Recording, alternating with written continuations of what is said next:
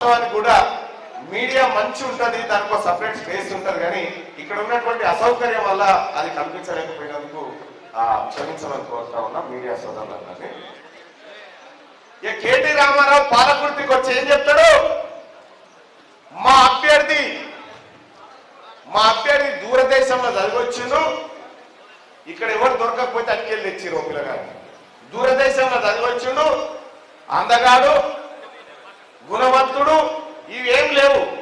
KT Ramarao meeting పెట్టి ఇవాళ ఏం చెప్తాడో చూడండి. తీన్మార్ మల్లన్న మంచోడు కాదు. అరే నువ్వేం చేస్తావో చెప్పురామయ్య అంటే తీన్మార్ మల్లన్న మంచోడు కాదని చెప్తాడు. ఇక అలా మంచితనం, కేసీఆర్ కుటుంబం మంచితనం గురించి చెప్తా ఇన్నోడి. కేటీ రామారావు ఒక్కసారి చింతమడక కాడ ఎస్బీఐ బ్యాంక్ ఉంది కదా, ఎస్బీఐ బ్యాంకు పంటి ఒక గంటీల ముసలామి ఉంటుంది. ఆమె దగ్గర పోయి అడుగు, మీ నాయన ఆమె గంటీలు ఎక్కకపోయిందా లేదా ఒక్కసారి అడుగు. ఇది తప్పైతేనన్నాను. కేటీ రామారావు సిద్దిపేటలో నువ్వు ఒక పంతులింట్లో ఉన్నావు కదా, ఒక పంతులింట్లో ఉండి అప్పుడు ఎక్కబత్తిలో పోయాను ఉంటుండే. అట్లా ఇట్లా కిరసనాయలతో ఎక్కబత్తిలో పోయాను ఉంటుండే.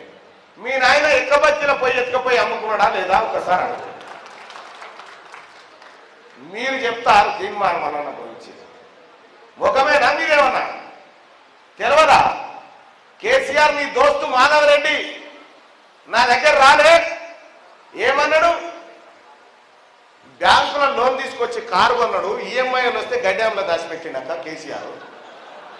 వీళ్ళు నాకు చెప్తారు, వీళ్ళు తీన్మార్ మల్లన్న గురించి మాట్లాడతాడు.